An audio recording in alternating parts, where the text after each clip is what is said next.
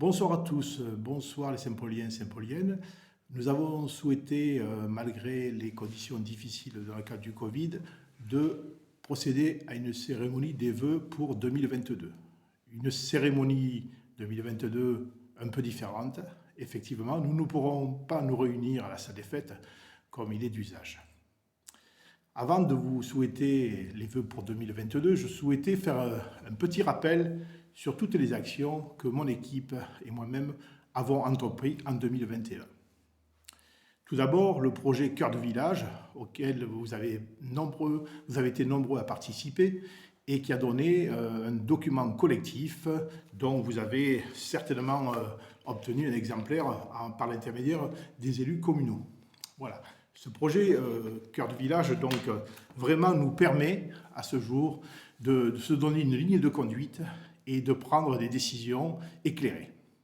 Ensuite, nous avons procédé à la réfection de la route Louis-Roux, qui va du Crédit Agricole au Saint-Chemin. Cette route était nécessaire et l'investissement a été conséquent, plus de 50 000 euros. Puis nous avons finalisé le petit jardin derrière, à côté de l'église, d'accord, et dans lequel il reste à faire un petit éclairage pour les soirées d'été. Ensuite, nous avons procédé à la plantation de 8 micocouliers pour célébrer la naissance de 8 enfants sur la commune.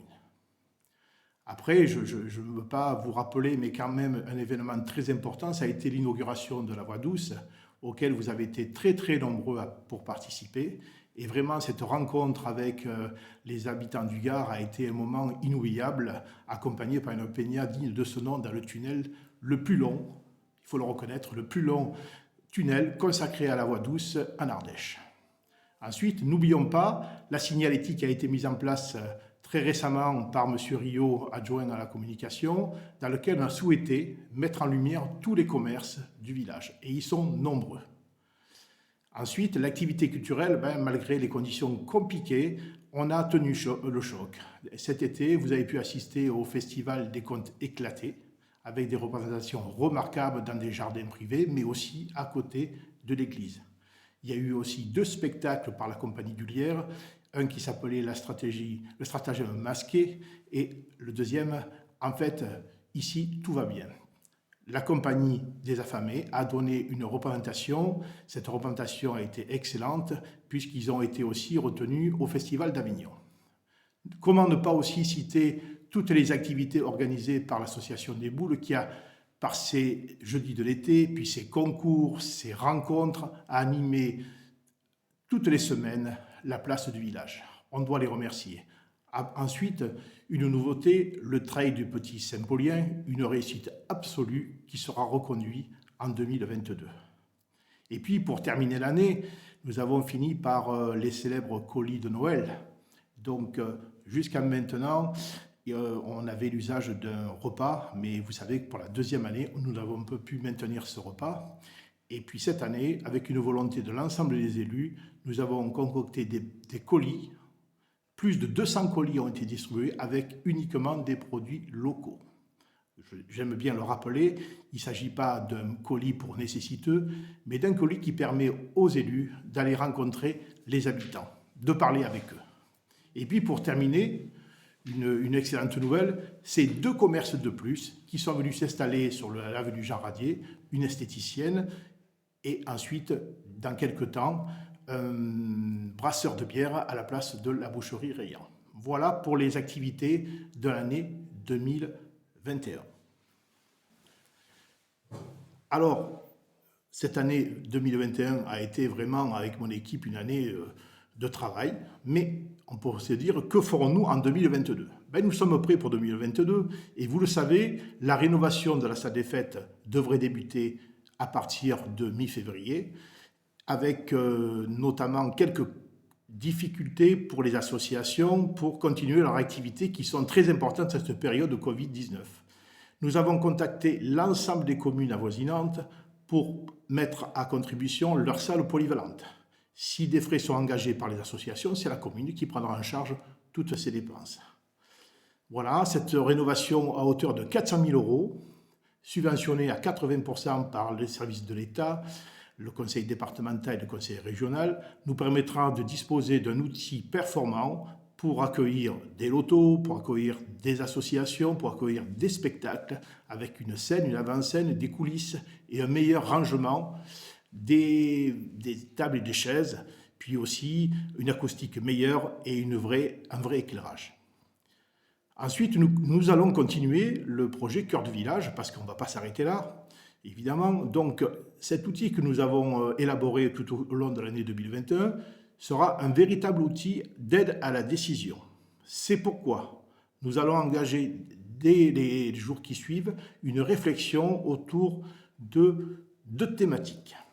Il nous paraît évident qu'il faut déplacer les cours de tennis de leur position actuelle. Donc, nous n'avons jamais dit que ces cours de tennis devaient être supprimés, mais nous avons la volonté de les déplacer. Pourquoi ?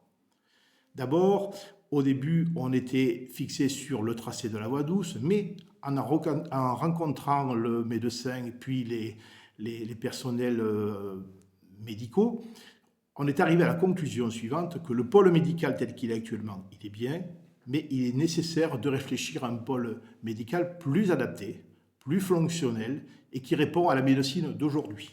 La télémédecine, c'est quelque chose qui va se développer.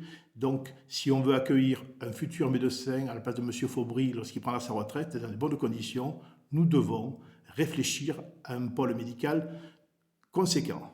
Sa place naturelle, après réflexion, se positionne autour de la pharmacie.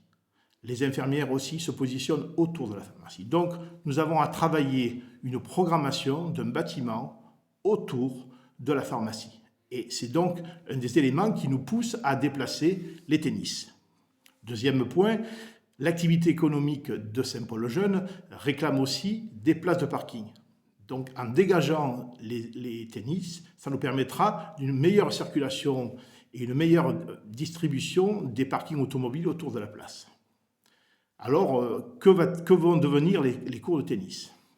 Nous allons lancer en même temps au niveau du stade une programmation, d'étude de faisabilité du déplacement des deux cours de tennis, mais en même temps réfléchir à une structure qui pourrait accueillir des vestiaires, mais peut-être une petite salle d'activité, voilà, qui permettrait non seulement aux associations sportives, mais aussi culturelles, de bénéficier d'un espace supplémentaire, parce que nous ne devons pas oublier une nouvelle activité comme le Rugby Club, qui a de nombreux adhérents sur la commune de Saint-Paul et sur les communes environnantes. Enfin, nous allons travailler sur le carrefour de Sauvas, des deux départementales, au niveau de ce fameux carrefour qui est extrêmement dangereux. Et vous savez que l'ancienne auberge de la Cocalière a été reprise pour une activité économique et nous souhaitons les accompagner dans ce développement économique. Donc, nous avons rencontré à plusieurs reprises les départements et dans quelques semaines, nous allons pouvoir disposer d'un plan détaillé de ce futur carrefour qui permettra de régler les problèmes de sécurité et qui permettra de poursuivre l'activité économique de l'ancienne auberge de la Cocalière.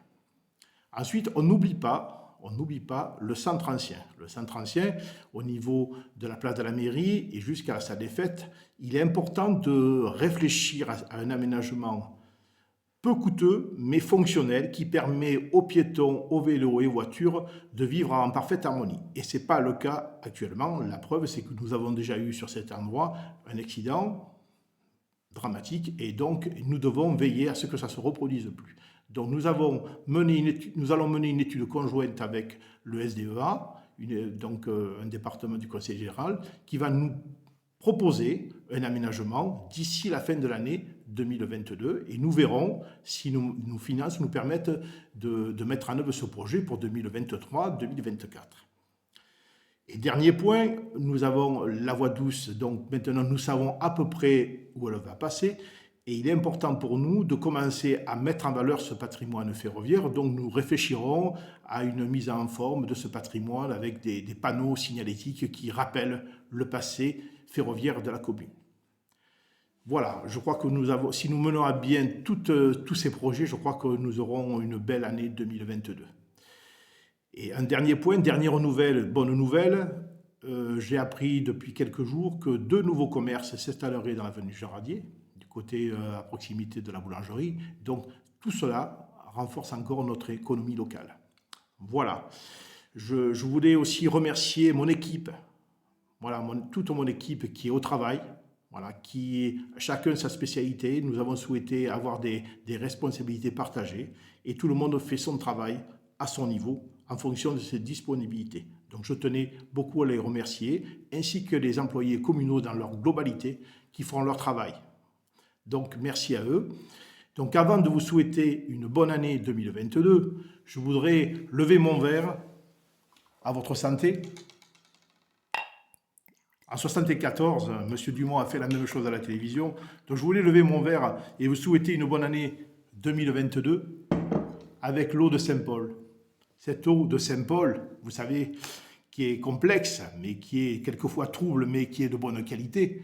Et vous savez que 2026, peut-être nous perdrons la compétence eau. Donc en attendant, nous l'avons. Donc je bois à votre santé et je souhaite une excellente santé pour 2022. Merci de votre écoute.